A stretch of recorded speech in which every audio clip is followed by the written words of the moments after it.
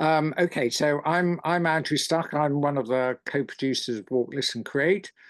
We run a story and poetry writing competition every year. The top prize for that is to become our writer in residence, which is kind of tricky because we're all online. However, it works. And the great news is this year, Chantal Lyons became our story writer in residence. We also have Damaris West on the call. She's our poet in residence. So we've got both of them in the room, which is terrific. So what we try to do with our writers in residence, support them as best we can in whatever way we can. And Chantal said, well, actually, I'd like to run an event with a couple of other Wainwright nominated authors. And I've just been told that Chantal was highly commended. So I have to say she was highly commended in the Wainwright Prize. So those of you who are kind of familiar with this, these prizes and things, they're pretty fabulous. They often come with a terrific prize to go with it. Unfortunately, we can't quite compete with that. But with your support through your ticket revenue and also through other subscribers, we are able to offer prizes to our competition winners. So good news there. And thank you, especially now, for coming to support Chantal in this new endeavor. Chantal is the author of Groundbreakers, The Return of the Wild Boar to Britain. Thank you. Thanks so much, Andrew. Thank you, everyone who has joined, including those people who I believe have joined from Canada and Australia. That's very cool. I hope I don't glitch out at any point. Earlier, my internet connection seemed to be unstable, so hopefully that won't happen again. But yeah, so thank you very much for joining. As Andrew mentioned, I'm currently the storyteller in residence, and that was from winning a competition, which I did not expect to win. And then Andrew emails me to say, well, this means, for the next year, you have carte blanche essentially to run any events. And after a moment of panic, I thought, well, it'd be brilliant, lovely to do an online panel with a few other Wainwright nominees. So here Polly and Sophie are. And I just thought, I really see there are some really strong unifying themes between our different books. We all have sort of kind of interweaving, but also different perspectives on experiencing nature and writing nature, and that process and sort of how our books came to be. And to give a quick introduction to Polly and Sophie, I'll start with Sophie, and I have her book here, Nature's Ghosts. It was one of my favorite books of 2024. And so to introduce Sophie briefly, she is a writer and journalist based in Newcastle upon Tyne, although has just moved near to Durham. That's wrong, isn't it? Yeah. She has written about nature and climate change for publications including The Washington Post, The Guardian, and BBC Future. She's also the founder and editor of Inkcat Journal, a publication focusing on conservation in Britain, and that won the Press Gazette Newsletter of the Year award in 2022. And then we have Polly Atkin, and Polly is a poet and non-fiction writer. She's published 3 poetry pamphlets and 2 collections. Her non-fiction includes a book on Dorothy Wordsworth, and then secondly, a memoir called Some of Us Just Fall, on nature not getting better. I did read that a year and a half ago. That was excellent. And that was longlisted for the Wainwright Prize this time around. Just to note, Sophie's book, Nature's Ghosts, was on the shortlist. And Polly is also, she's just to cap off Polly's bio, she's a freelancer from her home in the English Lake District, and very cool. In 2023, she and her partner took ownership of the historic Grassmere bookshop, Sam Reed Bookseller. And her third non-fiction book is The Company of Owls, which came out recently. And that's actually the second book I've read of this year, and that's a lovely book as well. You're already on 2 books. What's that? You're already on 2 books. Well, yeah, but this is actually quite a short book.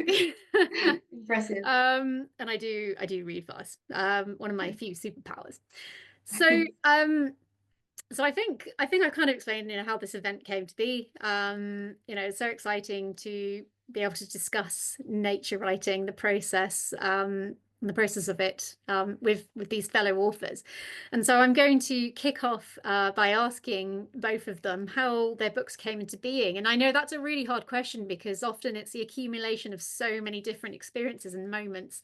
But are there any particular sparks that really kind of set the book off? And I guess I'll hand over to Polly first. Okay, I'll try and give a potted version of this. Some of Us Just Fall and The Company of Owls had really different kind of genesises. So here they both are. So Some of Us Just Fall was a very long journey.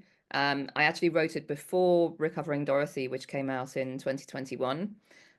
So I kind of started writing it really after I was diagnosed in my mid-30s with Ehlers-Danlos syndrome, and then a year to the day later with genetic hemochromatosis. So two genetic systemic chronic conditions which have been making me ill for many decades, but had been completely dismissed. I kept being told that either there was nothing wrong with me, or I just needed CBT, or all of that kind of stuff that would be quite familiar to many people.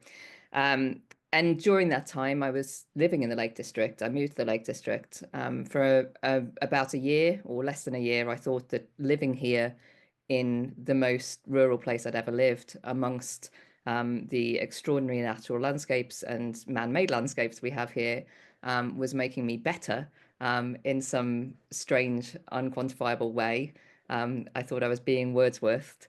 And then I realized, like De Quincey did, that it was completely wrong. It was just a coincidence. And I just got iller and iller still in the Lake District. And I realized that there was nothing about the landscape I lived in which reflected my experience of living in it with chronic health conditions, which weren't in any way made better by the landscape. And so I decided to write that book.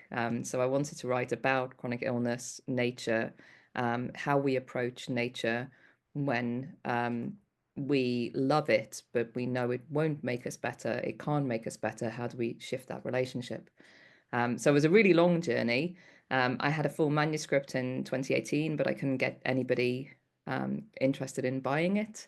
And it took just me to find my agent, or my agent to find me, and to say, I believe in this project, to then find an editor who also believed in it. And then my agent was having a conversation with Sarah Rigby at Elliott and Thompson, who became my editor for The Company of Owls, where Sarah Rigby had misheard someone saying that they bought a book about owls at London Book Fair and was jealous, and then realized it didn't exist. She'd misheard them. And Caro, my agent, who knew I'd been following owls around in Grasmere and writing poems about them, said, if you want that book, I can get you that book. So one of them was the longest journey to publication, and one of them was the shortest one, which is why they came so close together. That's a fascinating story. It just goes to show how weird. I mean, they do often say when you're working towards a goal, progress can be sort of glacially slow, and then suddenly it just flips. And that was like that for me, because I from like the age of 11, I've been writing bad science fiction and fantasy, and got hundreds of rejections from agents and publishers, and then suddenly got snapped up for this wild boar book in sort of early 30s. Yeah, which is yes, it happens all the time, and you so often hear, like, novelists say it as well, that their second book gets picked up before their first book, and but you often don't hear that kind of inside thing. So for everyone who is struggling out there with writing processes and publishing processes, it's just weird. All of it's just weird. Yeah, but the more you persevere, the more your chances increase, of course. Right, so thank you. And Sophie, tell us about your experience and how your book began. Sure. So yeah, similarly, I think it had lots of different threads that entwined. So my book is about nature and history and conservation, and how, by looking backwards to the past, whether that's a few centuries ago or thousands of years ago, how that information could be helpful in conservation today. And I think it kind of had two separate threads that came together, which one was the science. It was always going to be quite a science heavy book, because when you want to reconstruct the past environments, that's inevitably a science-based endeavor, but also quite cultural, because so much of history is cultural as well. You've got literary, religious, all that kind of side to it as well. So I think I was always interested in both those things quite separately. I was writing about climate change for a long time in my first 2 jobs, and I saw there kind of for the first time how important these really interesting historic records are when it comes to constructing the past. So, you know, using things like notebooks, for example, explorers' notebooks, that kind of thing can help you to bring things together. And then also just that kind of, I did my degree in English literature, so I was always interested in the kind of cultural side of it as well. And I think one book that particularly got me interested in that was the Gawain poem, where you've got these kind of stories of knights riding through medieval landscapes. And so I was kind of interested in how you can use that kind of scientific information and also cultural and literary information and reconstructing that and then using that information. So I think I had this kind of very loose idea, and I think the book is kind of quite loose in how it approaches it generally, but I had this loose idea in my head for a long time, and I started collecting just these threads of, you know, snippets and stories of papers that touched on this. And so I had quite a tab on my, not a tab, like a folder where I collected all the interesting things, but without any real idea of how I was going to put them together or what I'd ever do with this information. And then eventually a publisher, like similarly, it just flipped one day, a publisher got in touch with me and said, was I interested in writing a book? I said, yes, and I have this idea. And then I kind of hurriedly tried to impose some kind of structure on this massive information that I'd collected over the years. And I think in the end, I was quite informed as well in how I put it together by the kind of this surging idea of rewilding, which kind of brought into the public eye this idea of bringing that into conservation. Like, I suppose it always been part of it with the idea of restoration, but with rewilding, it was suddenly very active part of the debate, and I was interested in bringing a more kind of scientific and informed view on what that means as well, so that it's really underpinned by hard facts rather than what people think the environment was like in the past, which I think is, or, you know, a lot of people go on gut feeling, and I wanted to bring some of that kind of paleoecological perspective to it in a more hard and scientific way. And then, yeah, I wrote it over about 3 or 4 years, and it came out last year now, which is, yeah, feels strange already. Thank you, Sophie. And yeah, your book is so good at illuminating the past. I mean, Polly's recent latest book, The Company of Owls, is about illuminating and finding joy in the dark, and yours, in a way, in a different sense, is about illuminating and finding awe in the past, sort of dispelling the darkness around the past. And I mean, I suspect a lot of people on the call are familiar with or have read Isabella Tree's book Wilding, and she talks in that about Franz Vera and dispelling the myth of the wildwood. But actually, Sophie's book Nature's Ghosts provides a new layer of nuance to that story, because actually the wildwood did exist sort of after the end of the last ice age, because we got rid of all the big animals. But it was the case that woodland was more open, but in the further back past. And that's one of the things that's particularly struck me in that. And it's one of the ways that, you know, it's just the way we can uncover the past. And obviously, as the book is about, sort of what can the past tell us about the future. But thank you. And we're going to touch later on the fact that, yes, sort of obviously the book writing process itself had to be quite elongated in your case. Mm-hmm. But yeah, so that's brilliant. And actually, that is my next question, looking at this. So I'm conscious, firstly, you had kind of a double whammy, because you had to write a lot of the book during the pandemic, and then also through pregnancy and sort of early motherhood. I think you finished the manuscript after you'd given birth, didn't you? Yeah, kind of an intense 6 weeks of writing. I think I had my daughter, and then I had about 2 months off, and then I was like, oh dear, my publisher's still expecting this, even though I've had a baby. And so I think for 6 weeks every day, including weekends, I wrote and tried to finish that book. So yeah, it wasn't necessarily a path I'd recommend towards writing and finishing a book, and it would be nice if I'd finished it before, but it did give me an ending. The last chapter, the epilogue, is about my daughter, and I think it kind of made it a bit more personal to me, that, you know, how you can use that past and the idea of evolutionary biology in particular, because I was reading a lot about, you know, what to expect from my daughter as she grew up, and, you know, her psychology, her development. And I got interested in that idea of how there's kind of these experiences that are encoded into our brains. And it got me thinking about these different options of life that would have been available to her, that she might have even, you know, thrived in had she had, if she had been born at a different time. So I do think, in a way, yeah, having a child in the middle of it provided that shape that I needed to finish the book in a more personal way. And it was beautifully written. But to go back to the whole pandemic thing, because I remember reading, you know, while reading the book, I was just thought, oh, such a strong sense of place. I mean, obviously, I know you did make it to, was it Finland, on the sort of the freshwater, the sort of the fisher people there. But of course, then there was a place you couldn't go to, which was the meadows in Romania. And that was just, I think that is such a brilliant example of evoking a place and researching a place and writing about it, and almost, you know, being able to hoodwink the reader into thinking that you did go there.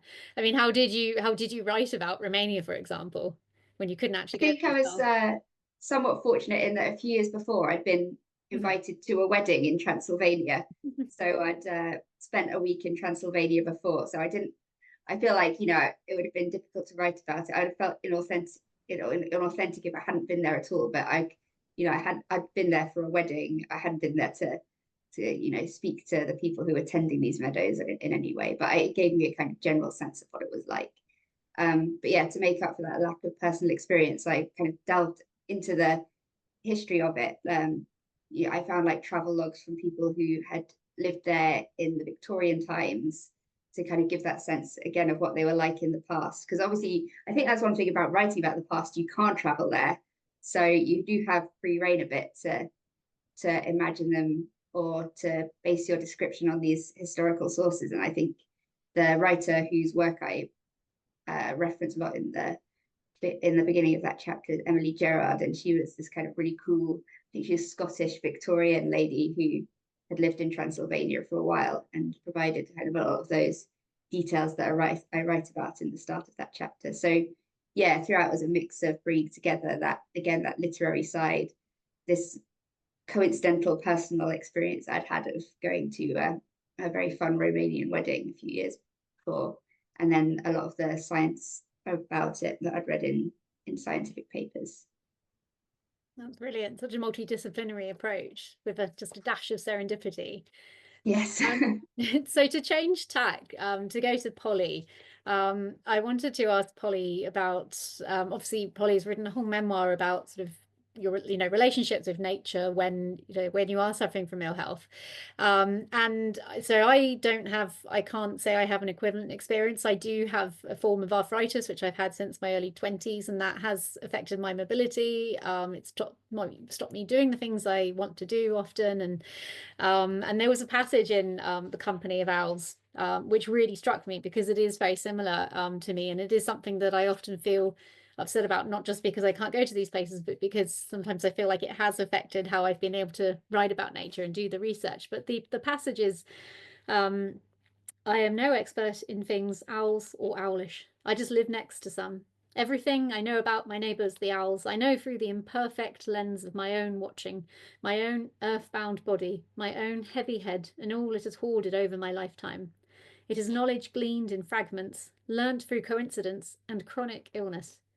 I cannot wait unmoving in the cold or the dark for hours in the hope of a sighting, or carry myself to places on foot, far from home or the road or safe paths to seek them out. This book is about owls, but it is also about me. And yeah, so that, as I said, I mean, that is quite similar to my experience at times. I mean, in my own book, there were times where I was able to sit for a few hours. I mean, there was a time when I sat with a hunter in his high seat in Scotland, but that was quite painful, just sitting there, because my condition, it hurts to sit down basically for any length of time. And yeah, and you do often, I think in a lot of I mean, Kathleen Jamie, the Scottish writer, has put it best in terms of when she sort of pilloried this idea of the lone male wandering rapturously around landscapes. And I don't want to rehash that again, but I do feel this sort of this jealousy and frustration sometimes when I'm reading these books, and the writer has said, I walked off into the hills for a day. I just took some bread and some cheese with me, and it was wonderful, and I saw all these things, and you know, that is something that I feel like I just physically wouldn't be able to do, and so that's, you know, that's one of the beautiful things about, you know, one of the beautiful things about the Company of Owls, for example. But Polly, to actually bring this to the question, you know, what are your experiences around sort of how your health affects how you write about nature, how you think about it, research it, and the process of writing about it? Yeah, thank you. It's such an important question and such an important reflection, and I think and a really important part of your book as well. I mean, I didn't. I'm always looking for other writers who have chronic illness or some experience of chronic pain to see how they manage those things as well, because I think there are so many expectations which aren't necessarily borne out by various different people's bodily experience, and I think nature writing and travel writing are two of the areas which are most guilty, or I think, of placing entirely unreal expectations upon the physical capability of writers to write about it. You know, that kind of expectation, even in Sophie there, in what you said, the idea that it wouldn't be authentic if you didn't actually go there. So one of the things I'm really interested in is around that kind of question of authenticity and how we approach place, and how we approach the crises that we are living through as well, particularly in terms of environmental crisis, how we can keep on writing about and bringing into consciousness places and people and creatures and habitats, which probably actually would benefit from us not going to them. And I think we can learn a lot from disabled and chronically ill writers in that way, who cannot go to certain places. There's a lot of places I would simply never be able to go to. But it doesn't mean that I can't write about them if I have something that is worthwhile saying about them. The flip side of that is to think, well, who does write about them? And one of the reasons why I wanted to write Some of Us Just Fall in the way that I did is because there are so many books about the Lake District written by people who don't live here. I'm an incomer here, or an off-comer as they call them here. But I've lived here for over 18 years now. And obviously I'll never be someone who was born and bred here, and I have a different experience of it to someone who was born and bred here. But I have a very different experience of it to someone who has visited for a couple of days, gone on some walks, and then written a book about it, which is the narrative we mostly get about this place. And I'm very aware of that when I'm reading other kinds of writing about other places as well. What about the people who live there? And I think obviously there's ways to do that sensitively, as Sophie does in her book, because you're drawing on all these different sources. And there's ways to do that less sensitively as well, which is maybe more common. But I think for me, the experience that I've had to learn through living in a chronically ill body, which does what it wants to do, it never does what I want it to do. And I don't have an option to not think about it. It's the lens through which I see everything. It's the vessel through which I experience everything, as all of our bodies are. But some people are more able to forget them than others. I can't forget my body. It's very noisy. It's always making itself known. But what that has taught me, I think, is a different way of approaching both the world around me and the process of writing about it, which I think is actually very useful in lots of different ways, and probably everybody could benefit from in some way. Yeah, that's so beautifully put, especially the idea of the body being noisy. And in a way, you're kind of, sometimes you can't help but distance yourself from your body and almost treat it like it's its own wild, unknowable, monstrous animal. And I have thought about my own condition in the past as a monster or some parasite in me. But before I go too far down the metaphorical road, I mean, my next question kind of follows on pretty neatly from what we've just been talking about, Polly. But I'll go to Sophie with this one, which is that how have you been consciously influenced by the nature writing renaissance that we've experienced over, I guess, the last decade or so?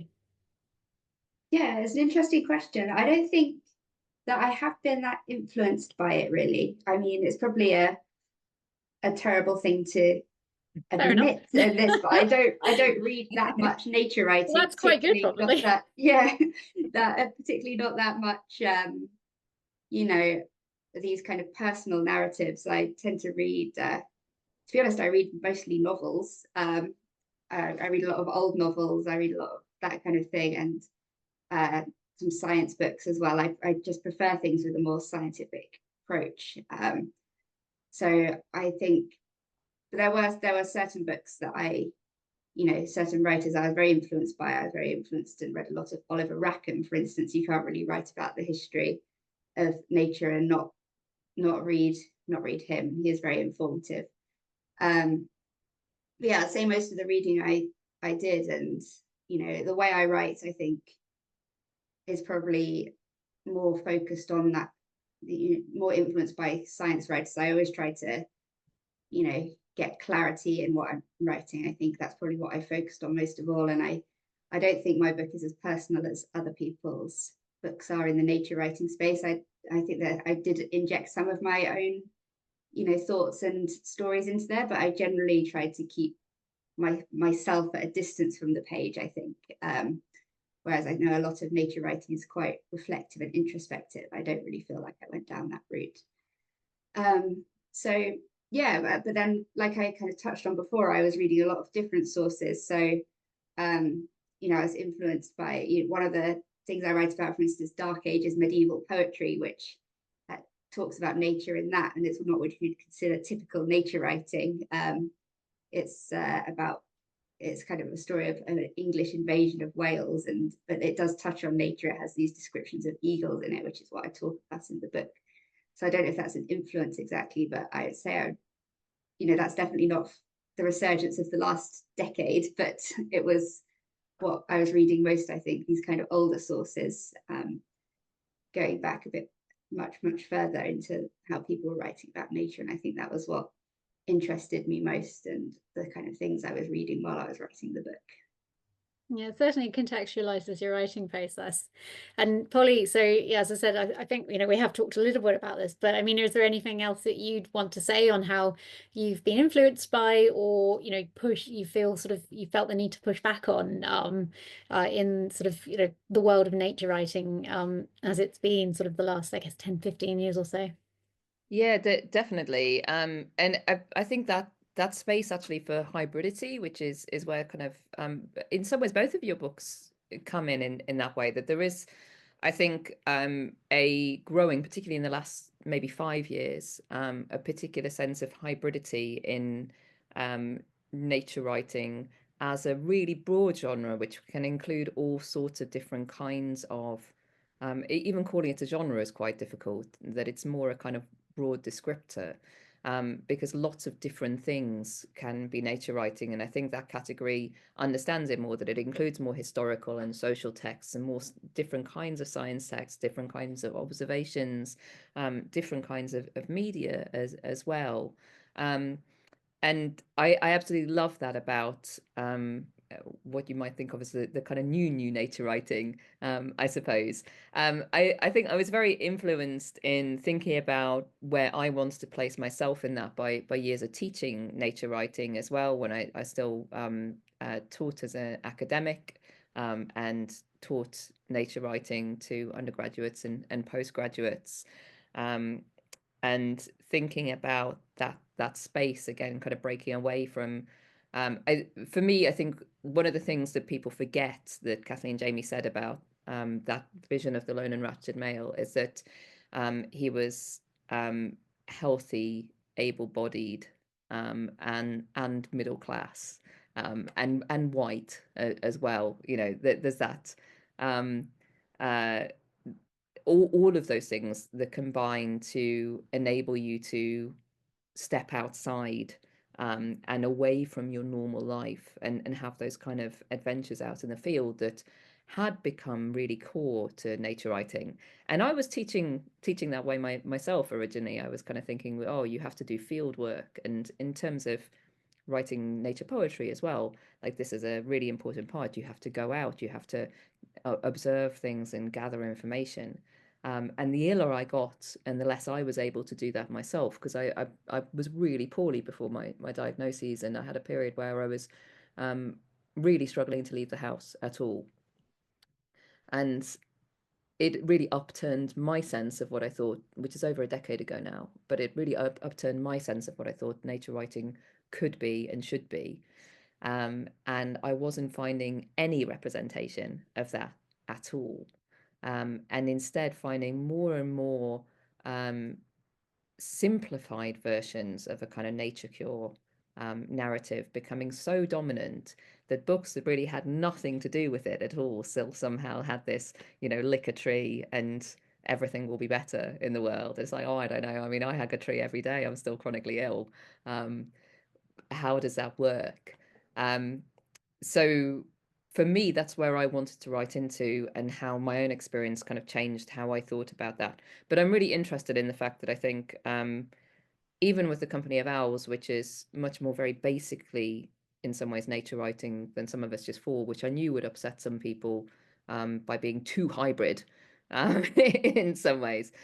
Even the Company of Owls, people have said to me, well, I mean, is it nature writing? Is it not? And I'm like, well, I mean, most of it is literally just me describing some owls, so I'd say so. But because I'm also talking about chronically ill, somehow it becomes not nature writing too. So I think we still have a long way to go, and I'm saying that as a white middle class person too. That I think there's a long way to go in really broadening out that definition. But I think we're seeing a growing hybridity, which is really beautiful in the area of nature writing. Yeah, I'd very much agree. And I do feel like that was reflected particularly well by the long list and the short list for the Wainwright Prize this year in the conservation and nature writing categories. Yeah, and actually, I didn't say what I should have said is that some of the writers have been really influential on me in thinking about that. Jessica J. Lee, who was on the shortlist with Dispersals, Yeah. all of her writing from her first book Turning onwards to everything she did with the Willow Herb journal has been really influential on me and made me think, yeah, there is a place for a different way of doing this. But also Michelle Farrell's book, which was so extraordinary as well, which was on there too. There's lots of people doing really, really interesting, amazing work, I think, now in this area that shakes it up and does something different. And there's lots more to come, I know as well, which is on the way.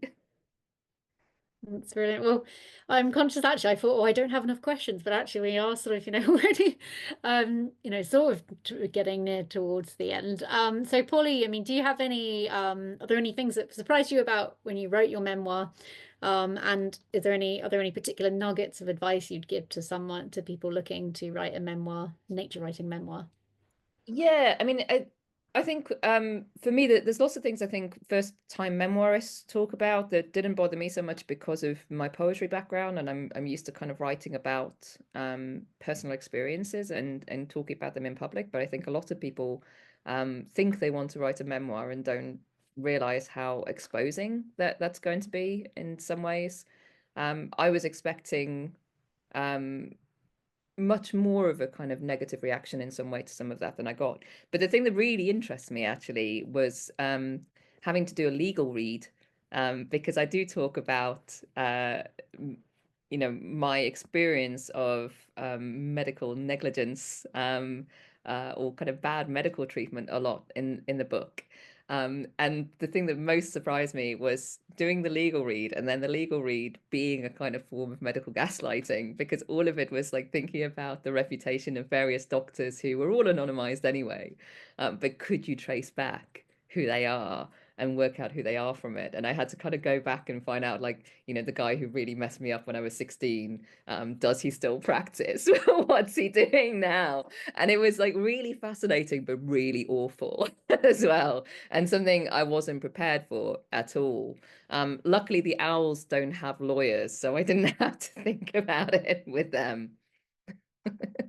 That's crazy. I had no idea you would do. I'd never even considered to have to do that. My worst brush with legal stuff was my editor saying, "I'm not sure we can talk about brand names in the book," which, well, anyway, I got to keep them. But so Sophie, on a sort of, in terms of writing your book, I mean, one of the things that I love about your book is that it covers so many different topics, but they all sort of, you know, they do mesh together. But I mean, I don't know how I would have gone about researching and structuring that book. I structuring my own book was the hardest thing about writing my book. I found I had no idea in what order to talk about stuff, because I felt like, well, I need to talk about all of these things to explain all these other things, but everything needs to be explained by everything else. So, I mean, Sophie, are there any kind of top tips from you in terms of sort of how you approached writing Nature's Ghosts? Yeah, I think it was, yeah, all those things you referenced were a massive challenge to me as well while writing it. And I think just what I'll say is, when I started writing the book, there were some things I knew a bit about already from years of writing about climate change and nature.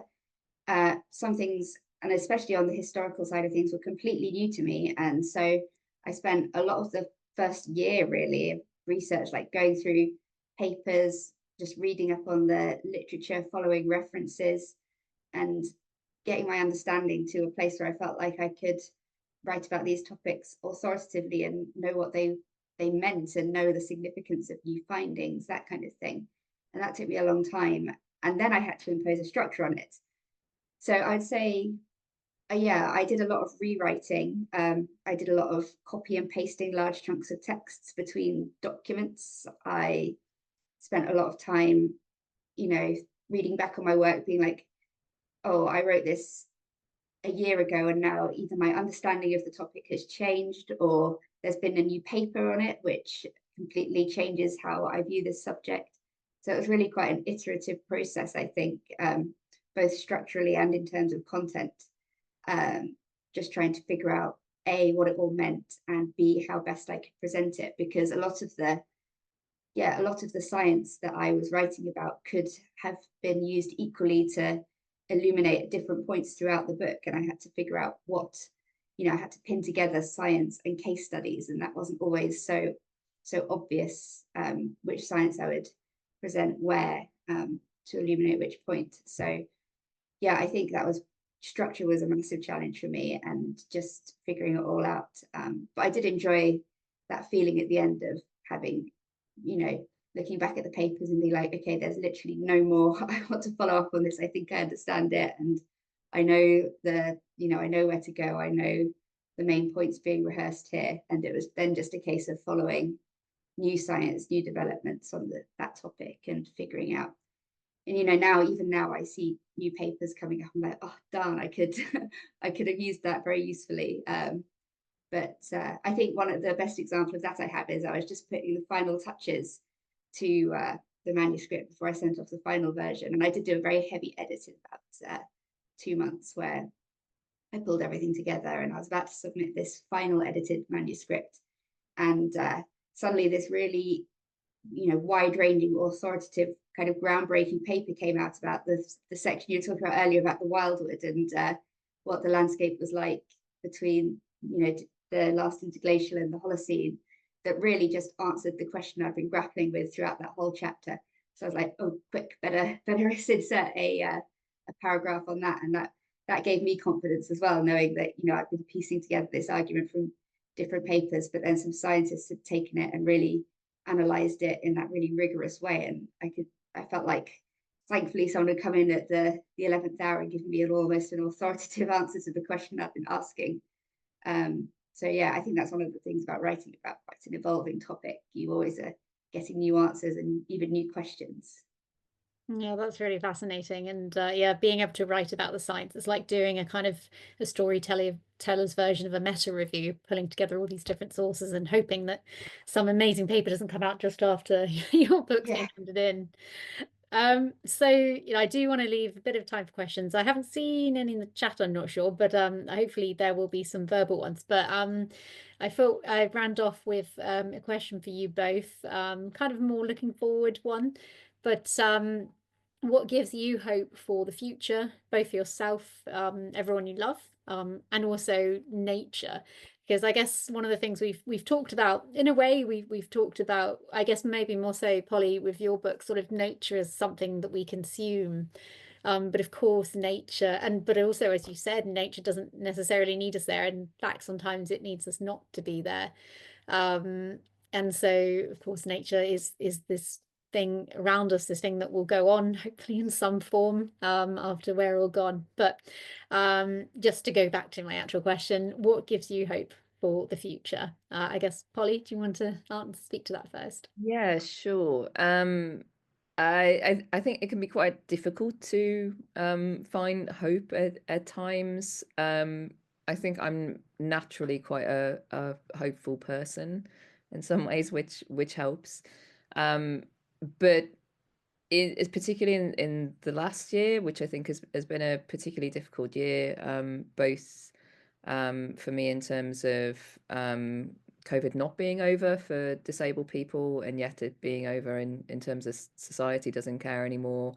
Watching what's going on in Palestine, and in Sudan and other places, and kind of watching the terrible environmental crisis and the kind of the rise of AI at the same time, all of that. It's hard to find hope in that. For me, I've really found it in a kind of sense of collective organizing and community, and thinking, what can we do? I think a lot of people kind of crumble under what has been termed eco-anxiety, and that kind of feeling of hopelessness, or not being able to enact change. And I think turning to activists who know that small people and small actions together can make change, I think I find hope in that.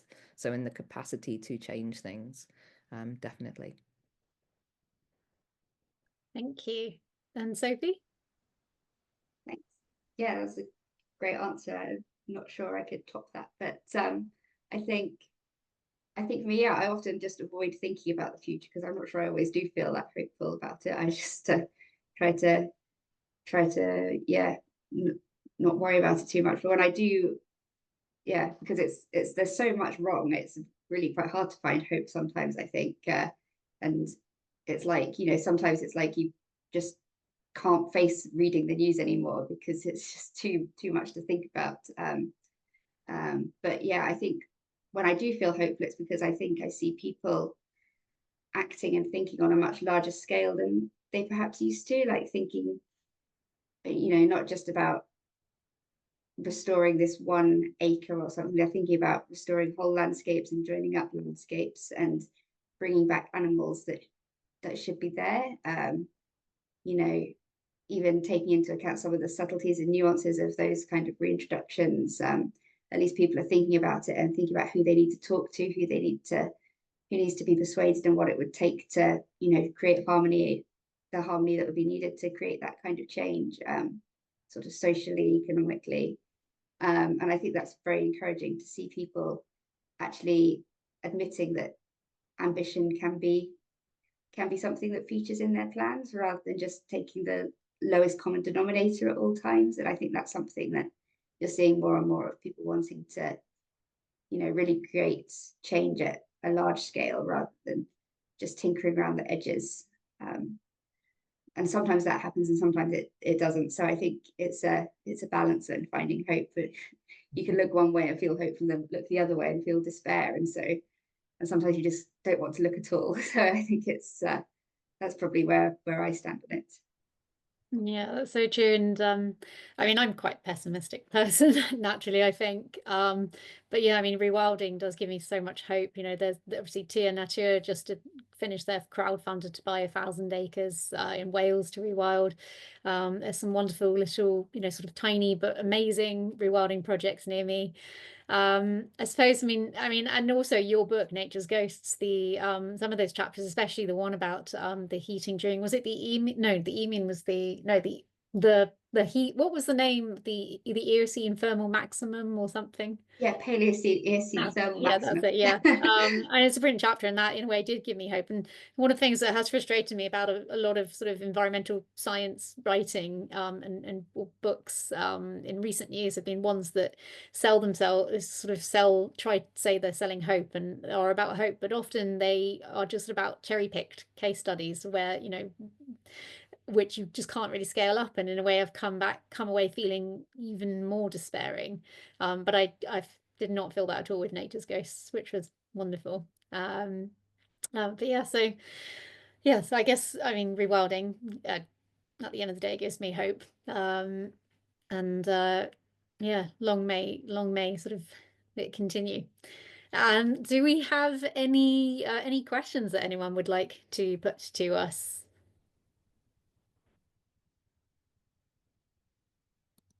Oh, silence. I did note there was a question. Andrew, the organizer, actually put in a question about, I'd be interested to know the publications that we read or places where you can read nature writing that isn't necessarily focused for print book publishers.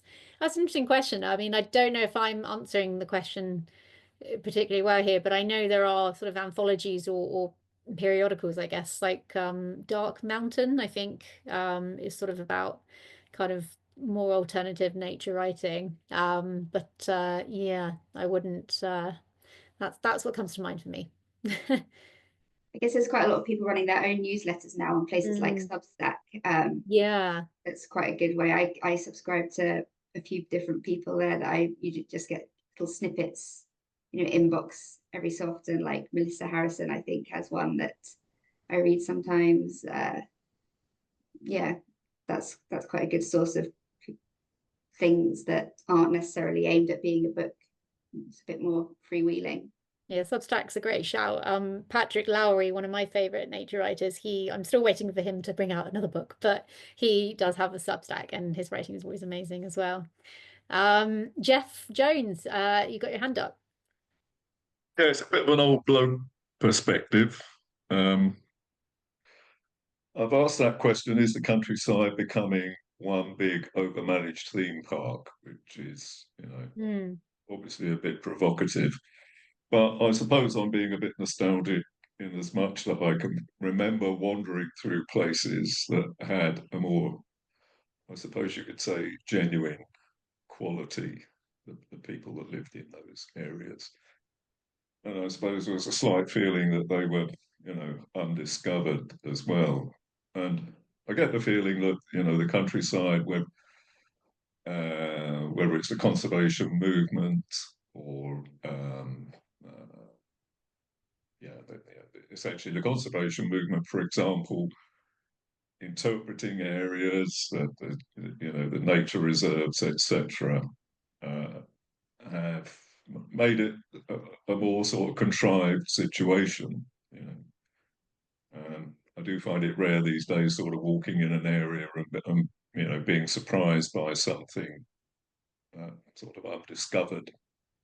I'm not sure I put that particularly well, but yeah. So you know, maybe that's linked to wilderness. You know, the wilderness, you don't really know what's going to happen, and you're not entirely sure what you're going to see.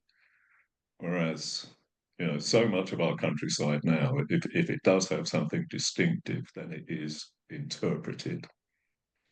Yeah. I think, I mean, I don't know if what I'm thinking about sort of speaks to your whole question, but I can certainly agree in cases you do get that. I mean, for example, NEP, you know, the most famous rewilding project in the UK, there are signposts everywhere, you know, pointing you to different places and footpaths and things like that.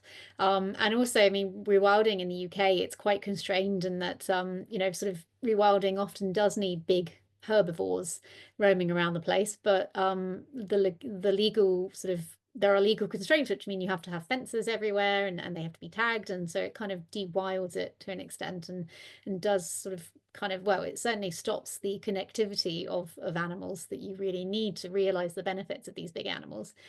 So yeah, I suppose that is one way. And obviously, you know, there is that sort of constant debate about sort of, is rewilding about sort of taking people out of the land. I think most rewilders these days categorically disagree with that, you know, and obviously rewilding does, for example, provide more jobs and things like, you know, in a lot of cases.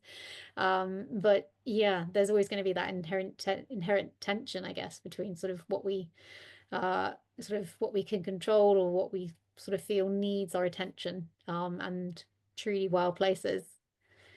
Yes, I mean, you can take the Somerset Levels as a case study. You know, 50 years ago, it was relatively unknown, mainly inhabited by, you know, good sort of cider drinking Somerset locals. Now there's sort of these extremely successful conservation projects. And of course, they're extremely valuable because they're bringing all sorts of species back. But to a certain extent, some of the magic is lost. I think that's the point I was trying to make. Yeah, actually, the Somerset Levels is an interesting case in point, because I think it only exists in its current sort of dry form because it's got these massive pumps keeping the water out all the time. So in a sense, it's perhaps one of our most managed landscapes that we have in the UK at the moment. But that's a very particular example. Did I hear someone piping up?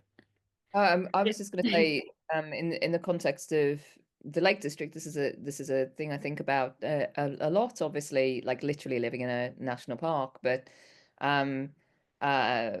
which has obviously famously been declared an ecological desert, much to the chagrin of most people who live here, who know that it's not quite that. As much as there may be some worth in those kind of arguments, it's much more complicated than that. And I think what I see in the history of the Lake District, and particularly the history of the valley where I live, in the kind of adjoining valleys, is actually that in some ways they're wilder now than they were 200 years ago. So there's a lot more tree coverage than there used to be. A lot of that is because areas of common land, and because of depopulation in a lot of ways, actually. So it's because of changes in land usage, it's because of enclosure, it's because of touristification of the area, which has been happening for over 200 years as well. You know, Wordsworth and Coleridge were complaining about the number of tourists in 1800 going past their houses. None of these things are new. And if you look at pictures of the Lake District, you know, we complain about the number of people visiting by car now, but if you look at pictures of it from the 1950s, there were more visitors by car just spread out everywhere than there are now, in areas where there are or were trees, until Lowther, who are famous for a lot of people for having beavers, also like to build stuff on bits of their land that doesn't have beavers on, and they just chopped down a load of trees in Grasmere and around Rydal, where they wanted to build a visitor hub a while ago to parkify it a bit more. So there's this constant tension between what's happening in one area, what's happening in another, and it's very hard, I think, to generalize about what is happening, and also to forget that sense of the past, which is so, like in Sophie's book, you know, that sense of what actually, I think that's what I love about your book, Sophie, is like thinking about what actually happened in the past versus what people like to think happened in the past. And I tend to think about that in a more kind of last few hundred years way, but your book's thinking about that in a really deep sense, in a way I think which is very useful for us all to look at, you know, what changes are happening that we need to be aware of and work against. And I think, you know, we do all really need to be aware of the kind of parkification of places, particularly wild places, and what happens when we take too much control of some places, but also be aware that maybe our sense of them not being in control is, in the past, is not quite true either sometimes. Thanks, Holly. And so we do have a question in the chat, which is from Helen McCartney. And do you have any tips for young nature writers? So I will go first. My tip would be to read as much as you can, and read whatever you want to read. I mean, as Sophie mentioned earlier, sort of a lot of what she reads is novels or science books. And I mean, I made sure when I was writing Groundbreakers, I felt, I do need to be reading topical books, books related to this topic, but also I did give myself enough rein to read the books that I wanted to read, whether those were novels or other kinds of genres, such as sort of human health and things like that. And actually, there were quotes from some of those books that ended up, and well, I ended up drawing on them in my book. And so you never know what you're going to find. But also it helps you to develop your own voice. I think having read, a huge mix of fiction and non-fiction, you find your voice that way. And you do get that funny thing, I think, when you read a book you love, that you, for a while afterwards, you kind of write in that author's voice. But over time, certainly my experience has been that kind of my own voice has kind of emerged from all those experiences and memories of reading all these other authors. So just have a huge amount of fun reading whatever you want and as much of it as you want, basically. Sophie or Polly? Yeah, similarly, I think just read as much as you can and go in whatever direction you feel personally passionate about. Like Polly was saying earlier, nature writing can mean so many things these days. I think often when I'm doing events or when I'm speaking to people, they ask, oh, did you write about nature, you write about climate change, did you do a science degree? And I'm like, no, I didn't actually do that well at A-level biology. I did an English literature degree because that was what interested me. And I found so much material from that. I think there was a mention earlier of Thomas Hardy in the comments, and that was something. Far from the Madding Crowd was one of the books I read that informed my thinking about the history of the English countryside, because of the descriptions of hay meadows and hay thatching, and that I think that really stuck with me and gave me a new insight into the past in a kind of literary way, but also as a writer who was writing kind of about what he knew. And that's about as valuable, I think, as any kind of scientific source. So yeah, don't think you need to be, political if you're not political. Don't think you need to be introspective if that doesn't come naturally to you. I mean, find out what you think is important and what you think is interesting to you. And there's definitely going to be a way that you can incorporate that. And I think be more real and more authentic as a writer as a result. Yeah, so basically don't feel forced into doing something just because that's what everyone else seems to be doing. Yeah, don't follow sort of the formulas and the tropes if you don't need to. Polly, would you like the last word? Yeah, I would definitely just second all of that, and say, yeah, just be your own amazing weird self, and persevere in it, and don't let anybody tell you that it's not good enough, or that you're doing it all in the wrong way. That even if you have to make the market for your writing, it's going to be there somewhere. There will be people who will be interested in what you have to say about things. So lean into your own strangeness, because all writers are strange people. Nobody wants to write things because they're normal. We're all a little bit weird, but don't be afraid to lean into that weirdness and just go with it. It's a fantastic last sort of quote to end the event. Yeah, lean into your own strangeness. Thank you so much, Polly, and thank you, Sophie, and thank you, Andrew, for helping to organise this, and thank you everyone for coming tonight. I've had such a thrilling time, really. Thank you so much, Chantal. It's been absolutely amazing.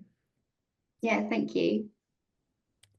Well, I will leave everyone to their evenings. Well, look, thanks everybody, and a big thank you for Chantal and Polly and Sophie, and hopefully see you all in the next 2 or 3 weeks.